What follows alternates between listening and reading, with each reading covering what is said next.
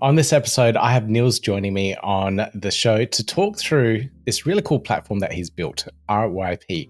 And it has all these really cool features for various projects that are out there, but also users and people that are interested in what projects are doing in the Cardano ecosystem. So, Niels, welcome to the podcast. Hello, and thank you, Peter. Now, I've known you for quite a while. Like, we've spoken on Spaces. I've seen you about and whatnot. And I guess I'd want a little bit of an introduction for the rest of the community to know exactly how you're involved within the Cardano space. So, can we get that little introduction, please? Yeah, sure. So I've joined Cardano in early 2021, around March, just when the bull market back then was starting. And I was very drawn to the scientific approach and the let's take things, slow and right, which you don't always see in the tech world. And that was very interesting to me, especially because I come from a scientific background as well. And over the first few months, I was more or less a passive observer. But fairly early, I said, "Hey, I could be a little bit more involved in the technology and learn about it. How about a stake pool?" So I started running a stake pool, which then brought me into the ecosystem even more. Now I wanted to engage with the community, and essentially started then kind of getting into the NFT ecosystem in a bit, which brought me to my first project, which was a Discord solution for community integration, like NFT verification and things like that. And the more I got into the ecosystem, the more connected I became with a lot of projects that had issues they needed to resolve or that wanted to do cool things, and the solutions for it just weren't there at the time. So I kind of spread out and started talking with like founding entities. I started talking with small projects or with just people in the ecosystem that are not building, that just consuming the content in the ecosystem and what kind of their challenges are. And that's kind of how we got to today. And I am certainly one of those people that consumes a lot of the content or trying to find all the Oh, you're sources of the information. gotcha. Yeah, you build a lot of content too, so that's a doubly hard thing then, because you got to know what's up and you want to know, and then you got to talk about what's up too. So let's talk about this platform. Can you talk us through exactly what you've built over the last year and how it's going so far? Yeah, so it's going great, as in what we have built for a prototype. This was a Catalyst funded project in Fund 10, and it's been like in production use as a prototype since June and has been going very smooth. So, what is RYP? RYP was born out of the need for being informed without having to go where the projects are, right? A lot of us are busy people, so I want to get my information in whatever my preferred channel of news consumption is. This could be Twitter, this could be Discord, this could be email. A lot of us are busy. This could be your text, your phone. You could want text messages that give you update on certain things. And RYP was born out of the need to get the information where I want, instead of what I've seen a lot in the ecosystem where people say, we're building the next Facebook, we're building the Cardano WeChat. So instead of trying to build a platform where everybody goes, I decided I'd rather build something where the information comes to where you're already at in Web 2. And instead, the projects just have a simplified way of publishing their information. At the same time, I wanted to make it so that the projects don't have to know exactly who they are talking to, because people in Web3 in particular would like to remain, somewhat anonymous often. And so the ability to receive information based on what I am interested in and what I own, that is another important part, was kind of like a crucial piece of the puzzle that makes out RYP. So it's not an explicit subscription platform where you have to say, okay, I want ADAOZ. Okay, that's stake pool. I want their news. Oh, I want NMaker's news because I have their token, etc. Instead, you just connect your wallet, and the news for those projects come to you because we can confirm that you are engaged with those projects by holding the token or by staking with them. And then you can combine all that with potentially explicit subscription management, where you say, like, in this token I'm interested in, I don't have it yet, but I would like to be in the know about it as well. That's really cool. I didn't realize that it could detect and work out, where you're staked to, or what projects you might be interested in. So that's a little bit of smarts in the background there. So I really like that. One of the really useful things that I found from the platform at the moment is everything around the governance side of things at the moment. Anytime a brand new governance action that has been posted up, I immediately get an email notification. And for me, email is the best way of communicating with me. I open up my emails in the morning and I can see a brand new governance action has come in. And, I think it's a brilliant way of communicating that to people as well, because the current channels at the moment are a little bit cumbersome. Sometimes the website goes under maintenance. The GovTools website, it's been under maintenance for a few days now. So I can't see these governance actions come to play. But your source, your website was the first ping that I got about that the latest governance action. So I think it's really cool, and so I love the way that you've put it together. Sweet. Yeah, I mean, governance was kind of a late push because essentially it wasn't quite clear when we would be having our first governance hard fork, and so the original prototype didn't have governance even on the radar. Like it was really designed for token-based projects and stake pools primarily because those were the pain points I was hearing from the community and that I had myself as a stake pool operator. And then governance came along and it just looked like this perfect fit, especially as it was just starting. So we weren't jumping into the deep end and have to support like 1,500 different situations, but instead it started out very, very small.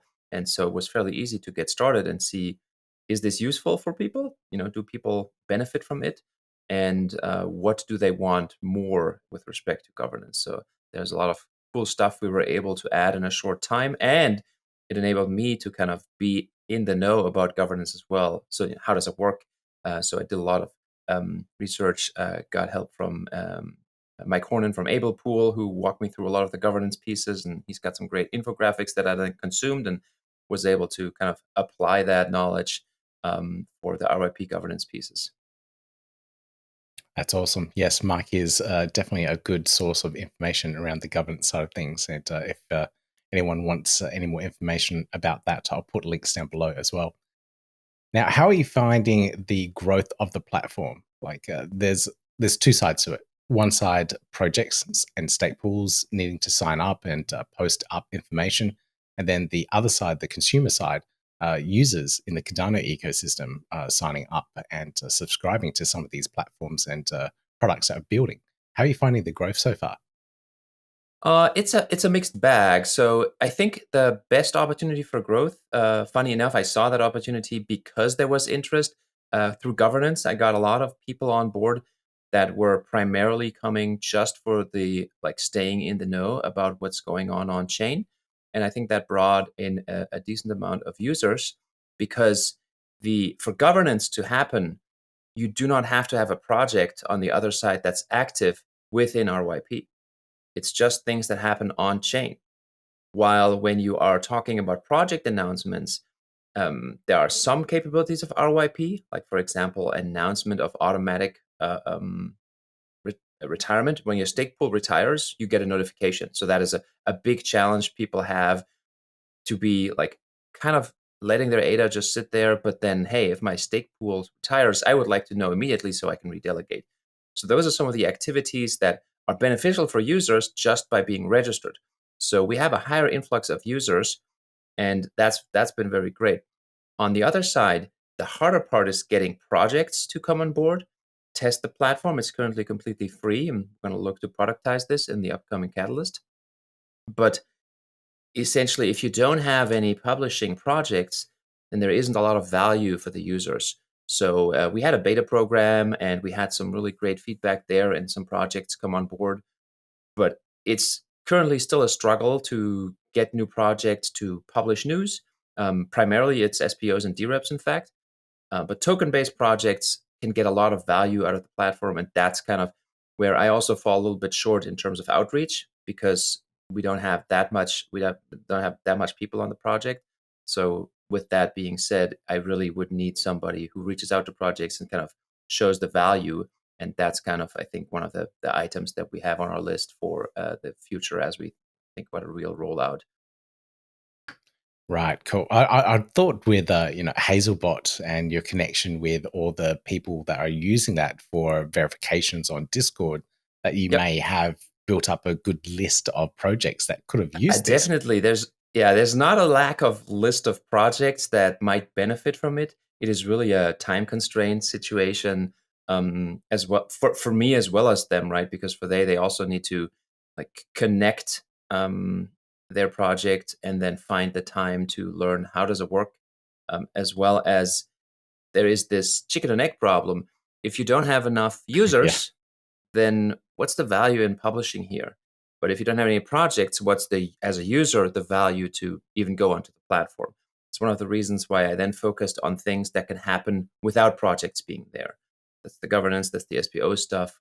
And we're looking at, a lot more that can just be useful simply by having an account, and you don't even need to worry if there's projects on the other side publishing. Okay, that makes sense. That is very cool. Have you thought about potentially syndicating or pulling in feeds from the various projects that do post Medium articles or blog posts on their own website? That for me, for example, I set up Cardano Press through RYP, but I forget to come into the platform to post that Yep. information. But I do post information on my own blog or even in the forums. So, and they all have RSS feeds. Could that potentially be pulled in to automate some of this process and reduce the load on the projects that need to come back in? Yeah, exactly. That's one of our. It wasn't part of the prototype. I don't think even it's in the specific roadmap for the Catalyst proposal, but it is on the list for my personal roadmap. Two major kind of capabilities that I would like to add. One is kind of automatic detection of announcements. So you could connect your your Twitter account. If you can verify you own the Twitter account, I can connect your Twitter account, and essentially when you then connect your project's account and you post something, the system could pick that up and could reshare this information. We could use AI to even, change the scope. Like, let's say you want to expand, you have a short tweet, but you want the RYP announcement to be expanded a little bit. You could even automatically do that. And obviously, vice versa too. If you would prefer a shorter version of your announcement, maybe you have a Medium article, you probably don't want to send the whole Medium article as a Discord message, even also because the different systems have size limitations. And so instead, that could be a summary of what is there. And then the other piece, which you mentioned earlier, the emails, is almost like an automatic newsletter, right? As you are a project, you publish and publish, and maybe you have like 10 postings a day. And maybe as an end user, I'm more interested in like, okay, just give me the scoop, right? I don't need to read 10 messages and like, bing, bing. Instead, I'd rather like at the end of the day, just send me what's up in the ecosystem. And currently, there's a lot of good people out there that are kind of collecting that information, you yourself included, and then aggregating it and summarizing it for the average Joe. But obviously, if we have some automated solutions, especially with so many things and the ecosystem growing so fast, it's a way for end users to just keep up with their specific things that they're interested in. And so summary emails or digests or weekly newsletters automatically generated from the content are also on the list, which ties in a little bit with that. I was probably jumping the gun a bit, asking for new features and whatnot. But No, I love it. I love it because again, it just shows me, hey, this would be great. I've had this with Vibrant too, where people would say like, hey, I have an idea, and I know it's probably super crazy, but could we do this? And then I'm like, it's not super crazy. You're the fourth person in a week that has yeah, okay. has proposed this, so it's good to hear from others like, oh yeah, this would be great. This would be useful, because I do want to make sure that we build things that are useful for the people on Cardano and not, oh, I have an idea, let me put it out there, and then crickets because it's not as useful as I thought it might have been. Yep. You got to build for the user, not for what you Yep. think might be a good feature. All right. So you do have a Catalyst proposal in Fund 13, and this is about the future development and what you're going to include and build and whatnot. What's in it? So this is probably a clear roadmap of what you want built. So Yes, what's some of the details things about it? definitely. Yeah. Yeah. So The Fund 13 proposal, the primary goal is to kind of round out what is ROIP. Again, the initial proposal was a prototype. The prototype's been super stable, and I've spent a lot of time making a website that isn't just prototypey, but actually usable and kind of accessible for people. It's responsive, works on mobile, etc., so that users can, again, go where they're needed, because a lot of us are on our phones these days. And with the Fund 13 proposal, there's actually a set of goals. It's not just one thing. Because we've identified a few like trends and situations and issues in this system that we want to help solve. So one of the issues that we are seeing is, again, it goes back to the adoption, the getting to the user is the ideal place where you connect your account and get notifications or get informed that there are notifications to be had would be with wallets. But the wallets, they would have to build integrations, and they probably have to build custom integrations for RYP. So one of our goals, one of our items on the list for Fund 13 is building an infrastructure that lets wallet providers just simply connect to RYP. And that way, not only could you be informed about the fact that there is a system to connect to, but the wallets themselves, especially mobile wallets like Vesper or Tokyo, they could just connect to RYP and then consume the information, similar to what you said for the syndication for RSS feeds. If we just send an announcement as a project to our token holders, and that can pop up in the wallet as a notification. And so we want to build an infrastructure to allow wallet providers to opt into that, because they have a lot of things to do. And if they can not have to do all of it, because there isn't a lot of financial incentive for a lot of the wallets, then that's useful. And people get consistent messaging, right? Then it's the same way, regardless of which wallet you have. That's one of our goals. Another one of our goals is quick polling, I'll call it. It's sentiment gathering. When you get a Discord message, and maybe even when you get an email, you can see this too, or on Telegram, oftentimes emails have like quick ways to respond and say like, I like this, or I don't, right? Reactions in Discord are an example. In Telegram, you have something similar. And on emails, usually there's a link like, do you like us? And then there's like 5 buttons from 1 to 5 stars, something like that. And integrating that into messages for governance as well as for projects is a very helpful method to gather sentiment quickly. So now I can send out my, hey, we have a raffle going on, and you can just give a thumbs up and realize, oh, people have a positive reaction to this. Or if you're a DRep who announces they're voting a certain way, then they can get sentiment polling as well, really built into the system and collected over there. You tie that in with your Twitter integration, that becomes really powerful. Another project to project communications is very interesting to us. So one of the challenges in this decentralized economy, when we had the hard fork for Chang, which essentially was a huge undertaking, and projects had a hard time not just reaching out to their people, but if you're thinking about MBOs like Intersect and the founding entities and all the tool providers and ecosystem builders, them coordinating certain things or knowing when certain things happening. Currently, the idea is just go to the Intersect Discord and then get your info there. But that repeats the exact same problem that I've already seen with NFT projects and stake pools. So project to project communication, so that Intersect can go and say, I would like to write all builders out of a certain category this news. And so that is another piece on the roadmap that we have for the Fund 13 proposal. There's more. I don't know how much in depth, how much you want me to rattle off some of the cool feedback and ideas we've gotten from people.